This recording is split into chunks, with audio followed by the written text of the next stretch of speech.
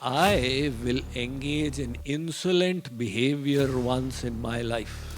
Everybody will be walking on the ground and I'll be on their shoulders. That will be the final procession of life. There is birth, disease, old age, and death. This is the reality. And that is why he's telling Arjun that think about it again and again. Contemplate over it, internalize it, and truly create a belief upon it. The first knowledge we get in spirituality is of the self. I am the soul and not the body. And the second knowledge we require is our relationship with God. So in our mind, we are holding all these relationships. This is my house, this is my car, my bank balance, my status, my family, etc. But these are all temporary. If you just stand back and think a little bit, one day you will leave it all and go away. It's like the game of Monopoly that you play. Sometimes when I go to some devotees' homes who've got little children, they insist that I play Monopoly. And there's so much of excitement. I'm winning, I've got this and I've got that. But when the game is over, it all goes back into the box. So the time is not far away. In this age of Kali, very few people cross 100 years. And for some of us, half the life is over. The end is not far when we leave it all and go away. So to develop that higher perspective is an aspect of spirituality. The relative importance of things.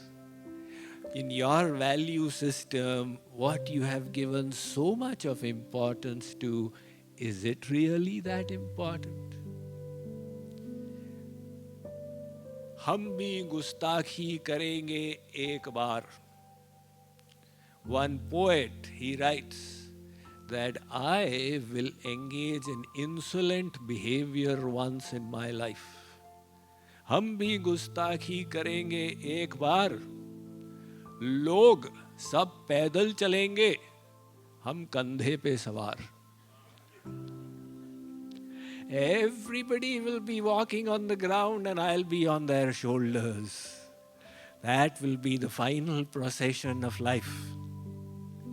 I'm not trying to give you a macabre perspective, but just to shake that value system a bit. So we realize the relative importance of things. In that final procession, at the end of it, even the body will not remain.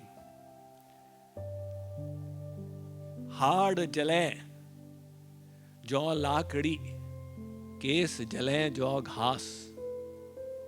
सब जग जलता देखकर भयो कबीर उदास. Kabir says, he looks at the burning body and says, the bones are burning like wood and the hair is burning like grass. Seeing the body burning, Kabir is feeling sad. So our relationship is not even with the body. We do have a body, but it is a vehicle of ours. And that vehicle has been given for a little while. So, just like this body is temporary, likewise the relatives of the body are also temporary. God has created this puzzle in the world where He's made humans a social animal. We are born in a family, we are raised in a society, we interact with relatives, and our mind tends to keep getting attached. A little attachment here, a little attachment there, and all of that is in the heart. But from the divine perspective, we must always remember that these are all temporary relationships. One day, we will have to leave it all and leave them all. So as the Saint Rumi said, in your love, there must be gaps. Don't fall so much in love head over heel that you forget everything. Let there be gaps. Just understand what this is all a temporary thing. You have made innumerable fathers, mothers, sisters, brothers, husbands, wives in endless lifetimes. Where are your relatives of the past life? You have got no idea. Likewise, your relatives of this life will also be left behind one day. You will not know where they have gone. They will not know where you have gone. Because it is not given to you to remember your past life. Sri Krishna said earlier in the Gita, 4th chapter, Bahuni me vyatitani janmani tavacharjuna tanyaham vetha sarvani natvam vetha parantapa. Arjun, you have had many, many births.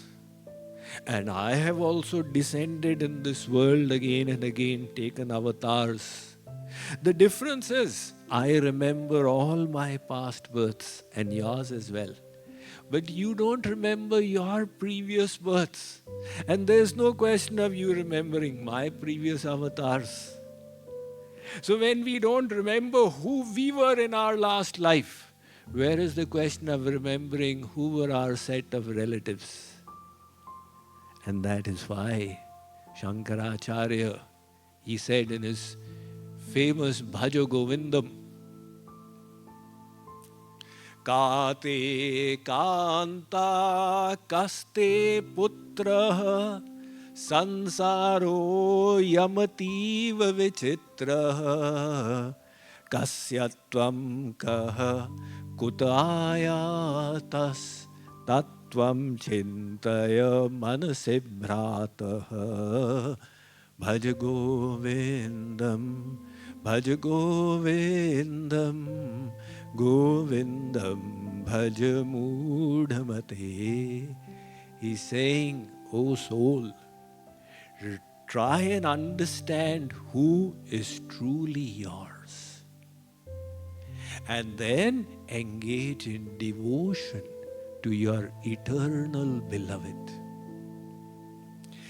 This is no new knowledge that you have received in the last 15 minutes. This knowledge we have heard hundreds of times from saints in this lifetime, and millions of times over many lifetimes. It's not a question of learning something new. It's a question of the depth of the understanding. One is to know, oh, this is broken glass, not a diamond. And the other is to truly understand and then throw it away. That is real knowledge. So although we came to know many times, we did not contemplate about it deeply enough.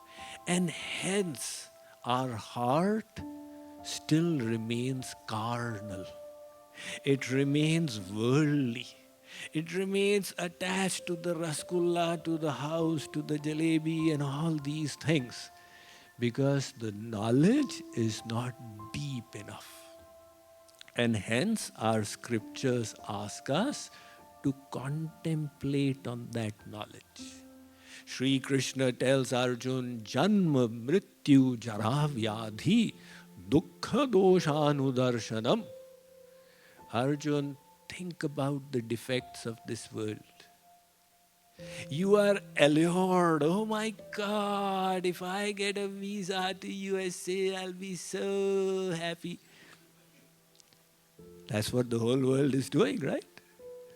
Now, Arjun, think. What is there in this world? Birth, disease, old age, and death. This is the reality. There is one unreal perspective and one reality. What is the unreal perspective?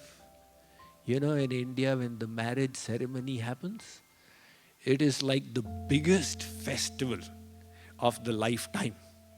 The band baja, Dulhe Raja comes on a horse with big pagadi and everybody dancing and a whole band and crores of rupees are spent. You take a look at the pandals that are created in Delhi, etc. nowadays. My God, if somebody created this kind of pandal for my pravachan,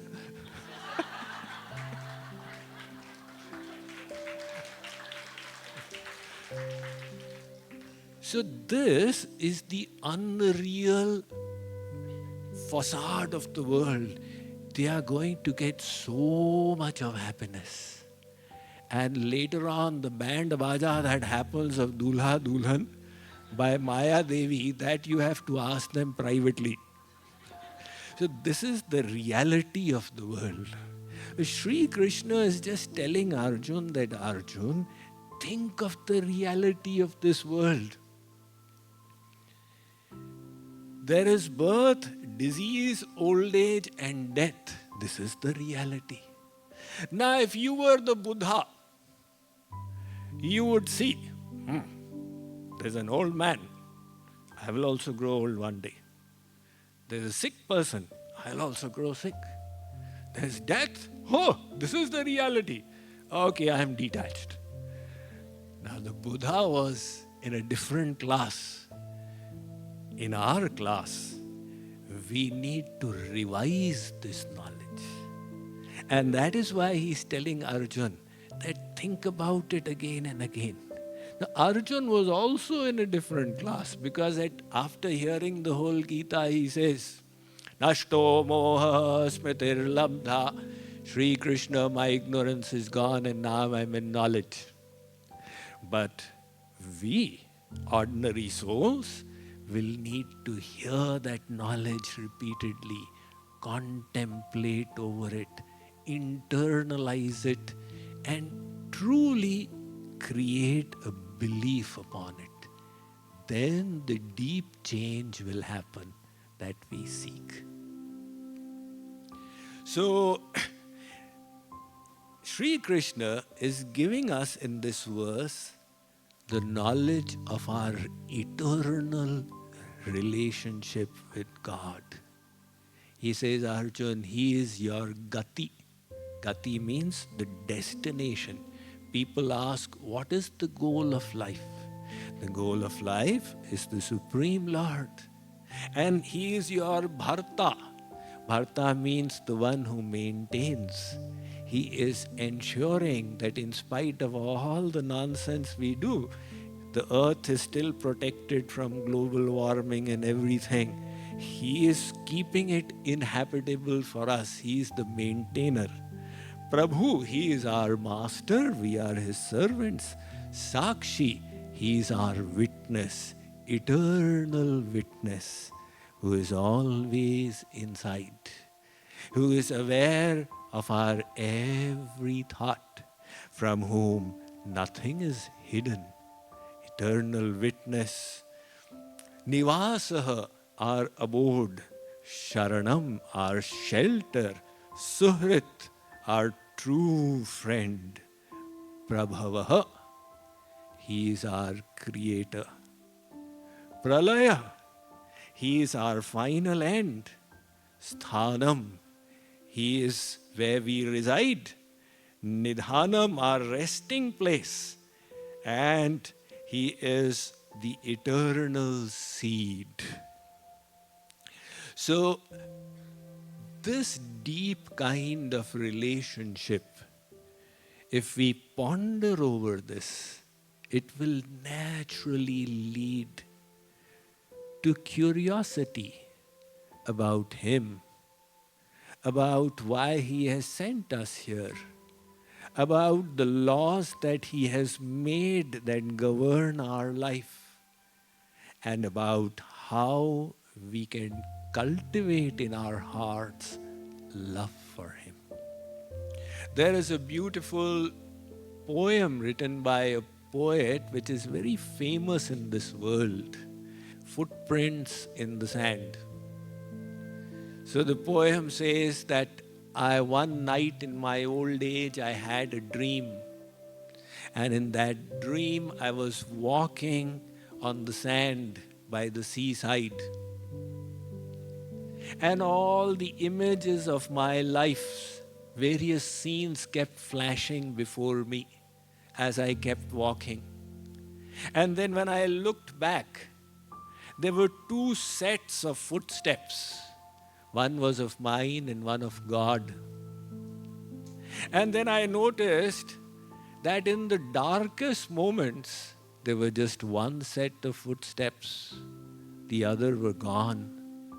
So I asked God that what kind of a friend are you? You are my eternal friend, always seated inside of me. But it seems to me that you deserted me in the difficult times. First of all, you deserted me, and secondly, in the difficult times. And God then responded, my child, in those difficult times, the one set of footprints that you see were exclusively of mine, because it was then that I was holding you on my shoulder.